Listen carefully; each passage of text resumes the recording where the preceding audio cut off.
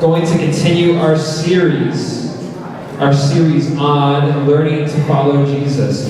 We've been talking the last four weeks, this is week 4, on what it means to actually be a follower of Jesus Christ. So it is more than just having a religion, but it is following Him and following after Him. And so we're going to continue to talk about that this week. But you guys are saying you're excited for school to be over, but what is something at school, or what is a subject at school that you like, that you'll miss? What? Social studies. Lunch. I don't know if that's a subject or not, but sure. What's that? Calculus. You may be the only person in the world that's upset that calculus will be over soon. What about you guys back there? Physics. Earth science. Gym. Math and science. Alright, last one, Dominique. Swimming. You guys all have very weird favorite subjects. Physics, calculus. What was my favorite? My favorite subject was study hall. I was really good at it. But no, one of my favorite subjects actually in college, I went to college, Ryan, put it on the next slide. I went to this beautiful place called Valley Forge Christian College.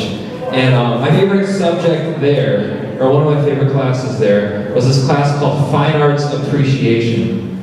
You're probably like, what does that mean? We appreciated fine arts. The whole class was like looking at pictures, listening to music, and appreciating it, and trying to like learn with all our senses. And so there was this one particular weird project that we had to do, and it was, he wanted us to experience the beauty of uncertainty. I think that's what he said. The beauty of not knowing where you're going, and having the beauty of trust. Yes, I'm dead serious. We had a project. And so this was the project. Ryan, go to the next slide. Was half of us were blindfolded, and the other half had to guide those people that were blindfolded. And you had to guide them through, not like a maze or anything, but you just had to guide them to like the other side, I guess, down a hill, around different things to the other side. And so I was one of the people that wasn't blindfolded. I was one of the guiders. And my friend was one of the people that was blindfolded. And he's a really smart guy, so he knew right away to not allow me to be his guide. Because I would have ran him into a tree, I would have ran him off a cliff, anything for a laugh. But no, he picked someone else. And so we're all have our partners, and we're all trying to guide our partners to the place. And I don't really care about the assignment. I just want to mess with my friend. So I tell the person I'm guiding, just sit down, yeah, I'll take care of you later. And I go up to my friend, and he's being guided, and I start yelling, like, watch out, there's a rock, or like, you're gonna trip, go right, like, there's a tree right there. And like, I'm just trying to guide him, and then he had this foreign exchange student that was his guide, and she kept going up and saying, no danger, it's okay, no danger, follow me. And so he had a choice. Who was he gonna listen to, me or his friend?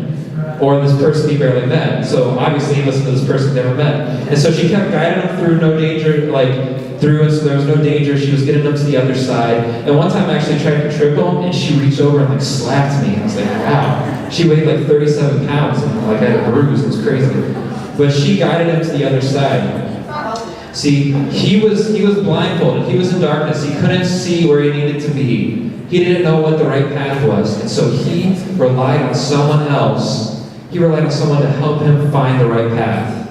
He relied he had different influences, different people influencing him. He had different type of people that were influencing him. He had different type of friends. He had the friend that was taking him in the wrong direction, and he had the friend that was taking him where we needed to be.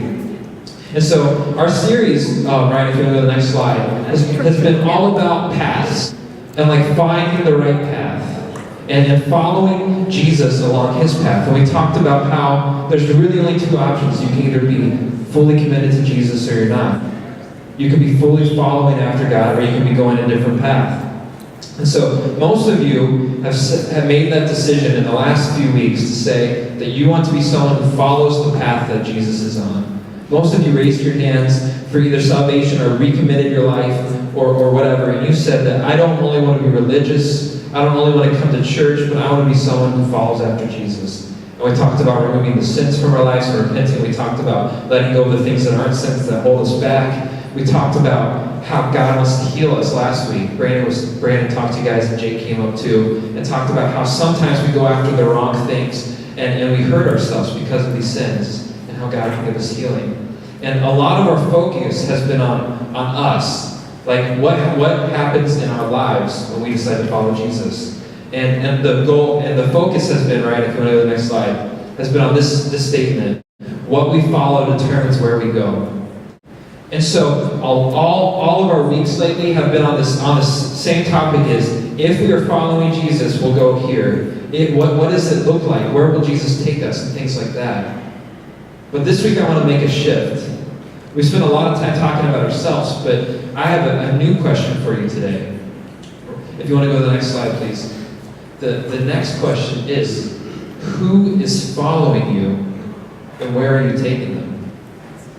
See, if you are a follower of Jesus Christ, if you're someone who goes after God, you are someone of influence. If you've accepted Jesus into your life, you have been given the command, or God has asked you guys to influence the people around you. And so this week we're going to focus on who are those people that we influence. Who are our friends, who are our family, who are the people that listen to us, maybe the younger or older brothers that listen to us and do what we say or whatever. Who are those people? And are we taking them to the path where Jesus is? Are we being like the foreign exchange student that took my friend to the right path? Or, I'm actually the bad guy in this illustration. Are we like me? Are we taking our friends in the wrong direction? Are we pulling them in the wrong place?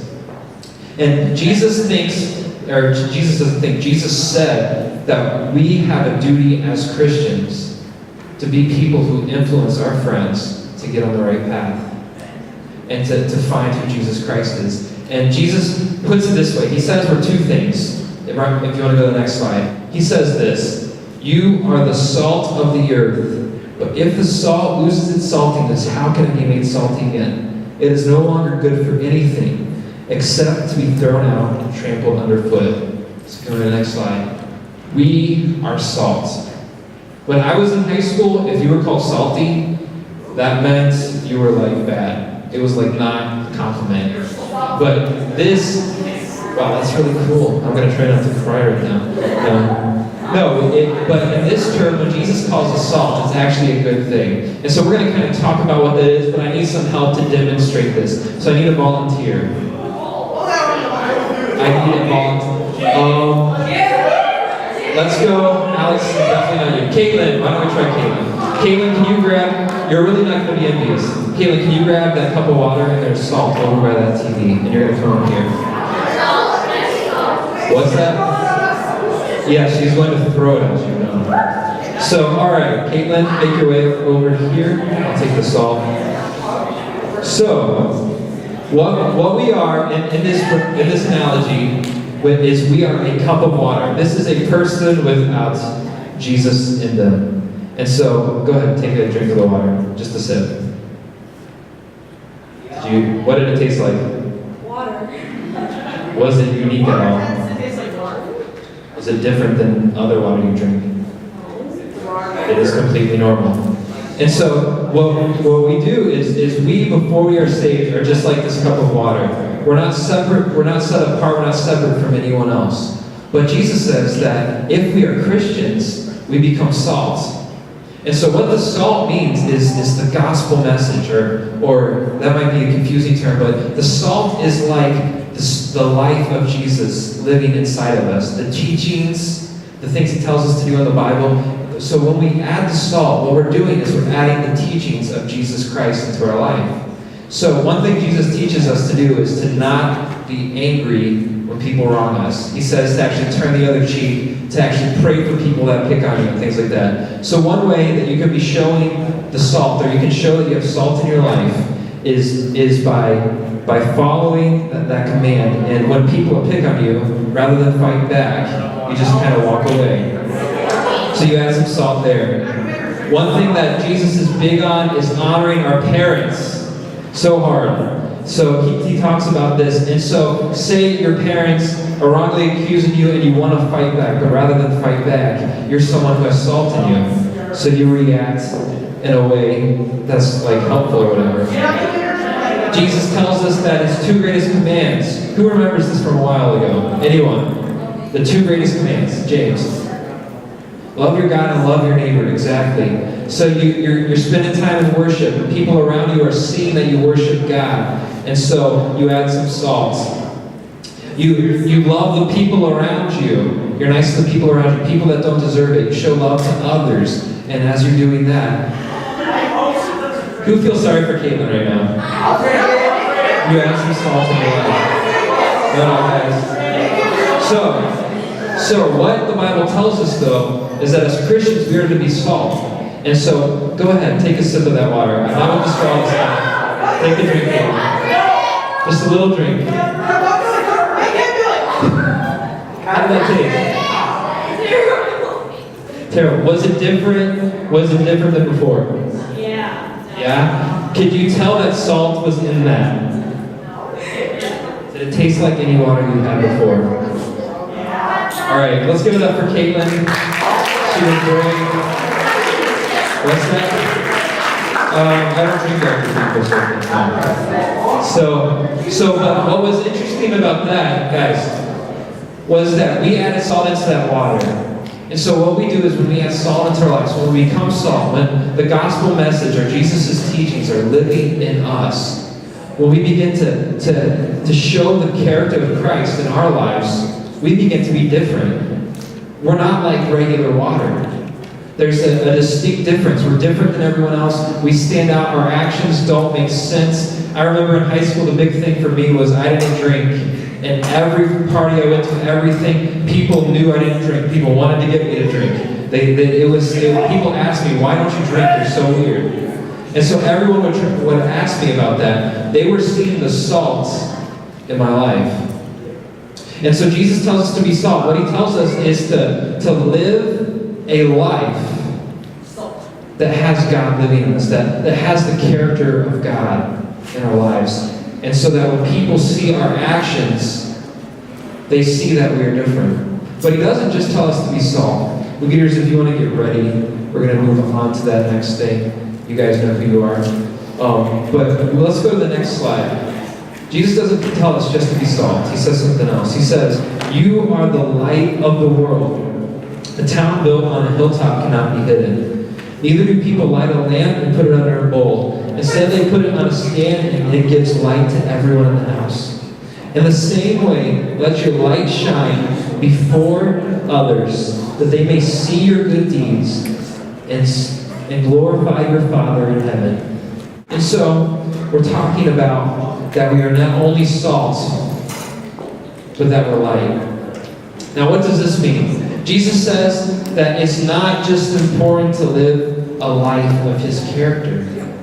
Does that make sense? Isn't that crazy? That Jesus doesn't only want us to be people that have our actions that reflect Christ, that don't do bad things. But what he wants us to do is to use that opportunity when people see that we're living differently to be lights, to point our lights toward Jesus. And so what that means is, if, like in my example, when people would ask me why I don't drink, or in high school they were always like, why don't you drink, why aren't you drinking, whatever. I could have just said because I didn't want to. And I would have had some salt in me, but I wouldn't be shining a light on Jesus. I want to be showing others that the reason I live differently isn't just because I want to be a good person.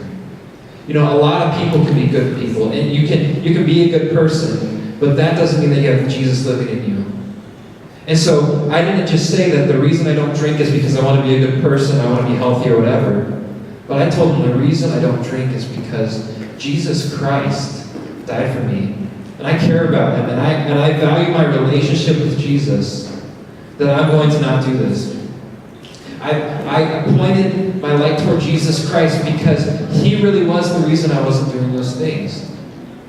See, it's not just good enough to try to not do the wrong thing. There are a lot of people that can avoid doing bad stuff. You don't need Jesus for that. But to have the boldness to say that the reason you do this is because you love Jesus Christ is something unique. See, this is what separates us from the rest of the world, is when we first add that salt and then we become light. And we shine our light, and we point it to the cross. We point our lights toward Jesus Christ. So when people see the way we live, we constantly are pointing them toward Jesus.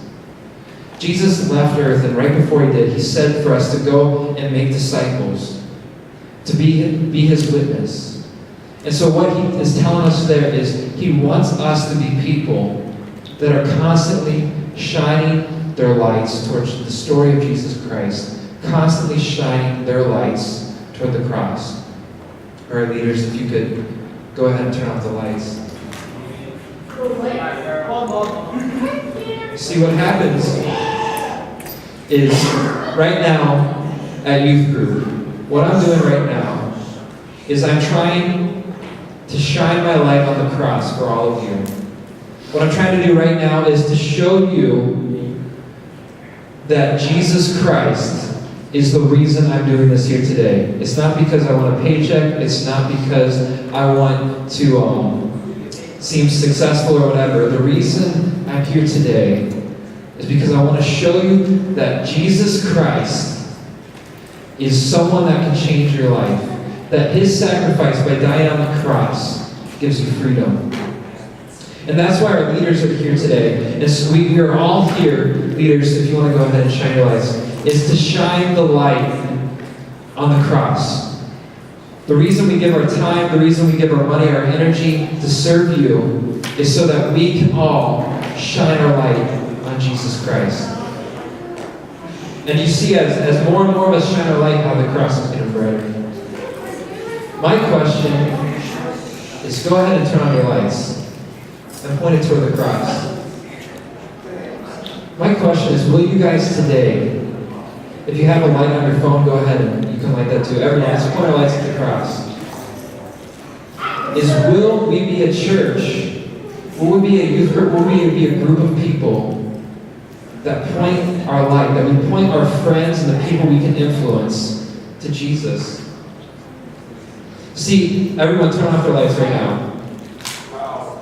Look how bright it is when just I do it. See how dark it is? Now guys, go ahead and turn on your lights again. Look at the difference. Look how bright it becomes when we all are pointing our lights toward the cross. See, if we are a youth group and if we can all get this right, if we can all point our lives and to show our friends Jesus Christ, think how bright or think how big of an impact we can make on our friends, our family. All right, guys, let's turn off the lights. Guys, you can turn the lights back on. Leaders. See, right now, your leaders, guys, right now, myself and your leaders, some of you guys are doing this. You're living a life that not only has salt, but we're also living a life that points to Jesus. And so, if that's not you, though, my challenge for you today is, let's be a youth group. Let's be a large group of people. Let's have our 50 lights shining at the cross. Because if there are 50 passionate people for Jesus Christ, and we are pointing all our friends into the direction of Jesus, we can see the life change. We can see our friends come to know Christ. And so that's my challenge for you today, is are you salt? And are you light? Are you pointing your light toward Jesus?